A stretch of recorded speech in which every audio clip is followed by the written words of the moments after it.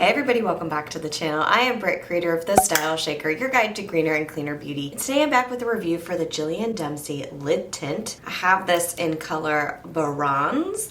Gave it a shot and I'm going to tell you all about it, so stick around and let's get into it. This lid tint, again, I have it in the color Bronze. It is $28 for this little guy. It's available in 8 different shades. Claims are that this is a cream eyeshadow that gives you a dewy finish. It's easy to blend and can be worn over shadow or on its own. And this bronze is supposed to be like a shimmery, warm, iridescent, medium brown. Not super saturated and not super light, which is why I got it actually, because it was like the middle of the road option and I was looking for something that was an everyday situation. The other kind of interesting thing here is Jillian Dempsey is a celebrity makeup artist. She is married to Patrick Dempsey, which, like, I don't know, I just find that very interesting. Disclaimer, this is my 100% honest review to you. I'm just sharing my opinion as I go along. No one's paying me to say this. I bought this for myself, so wanted you to know that. There is one questionable ingredient, which was a 1 to 6 on EWG, which for me is a starting point to look further, not just to go, oh my God. You gotta kind of dig in a little bit because some things can be a little alarmist. Hashtag fear-mongering. It's quartz, and it can be crystalline silica.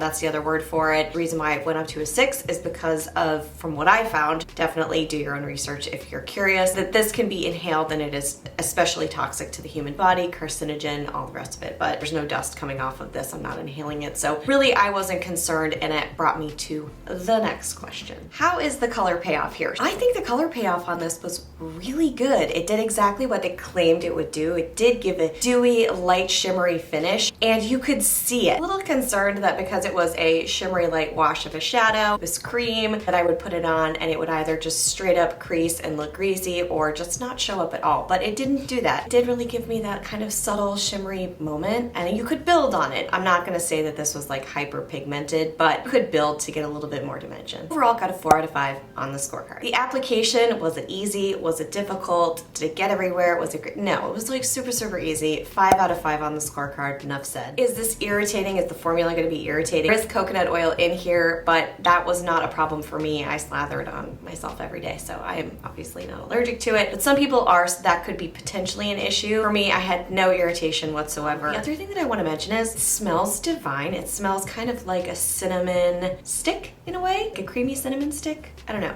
cinnamon stick and cream, whatever. It smells really good, and at first I thought that's kind of going to be a problem because usually when cleaner, greener products smell a certain way or heavily fragranced, you're kind of like, what's wrong with it? But you can check out the ingredients, and there were no alarming things except for the quartz, which has nothing to do with the fragrance, so I just wanted to add that little note about scent. But anyway, didn't irritate my eyes. I am bumping it down to a 4 out of 5 on the scorecard just because of the coconut oil. Like, for me, it's not an issue. That's the thing about irritation, and when people say something going to be harmful, what could work for me might be totally harmful to you, so it's a little bit of a gray area. That's why I added a little bit of extra explanation there. Does this shadow crease? Yeah, it's gonna crease. It's a cream shadow. It's going to happen. I knew that was coming. Some crease more than others.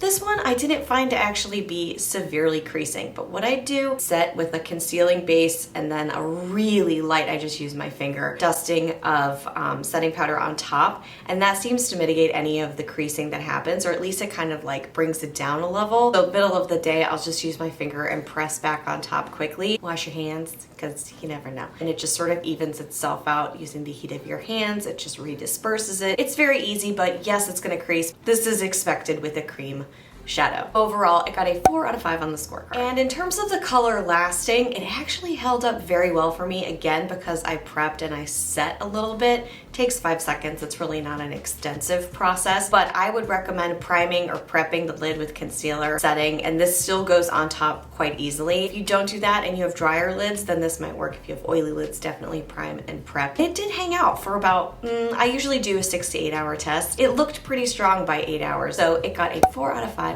on the scorecard. And then the last one, keeping it conscious. This is cruelty-free. However, the packaging has a mirror, which makes it tricky for recycling. For the consumer, wish there were refills available. There's a lot of extra steps that need to be taken that no one's currently really driving, so hopefully we can keep kind of reminding the brands that these things need to change. So I'll give it a 3 out of 5 there. That's kind of a frustrating one. No one's really quite where I want them. So the total score for this lid tint, a 24 out of 30. Would I recommend it? Final verdict for this bronze color. I liked a lot of the colors. There was like a lilac color that I was going, I think I like that. Yeah, I would recommend it. I know $28 is a lot for something like this, but if you do not want to spend that amount of money, you still want a bronze color, you can use, I would recommend the Well People Bio Bronzer Stick. I used this quite a bit for my lids. It's a little different, of course. It's different feel, it's different texture. It applies a little bit stronger and there's more of a bronze color because it's a bronzer. But if you're just like $28, no, I don't want to do it, then you could try this. Overall though, I would absolutely recommend this. I think it's great for everyday, easy, run out the door. For those of you that have extremely oily lids, this will be tricky unless you have a really great lid primer. Haven't found one personally yet. That's why I used concealer and a little bit of powder on top. But that's what I'm gonna say there. You might want to walk in a different direction or look in a different direction. Overall for me, I loved it. I think it's a fantastic addition to the everyday routine and I will keep it. Thank you so much for watching. I hope you enjoyed this. And let me know if you've tried this lid tint, what you think about it, and if you have any application tricks that we need to know about. That's all I have for today. If you enjoyed the video, make sure you give it a thumbs up. And as always, don't forget to subscribe. I will see you guys right back here real soon. Until then, bye.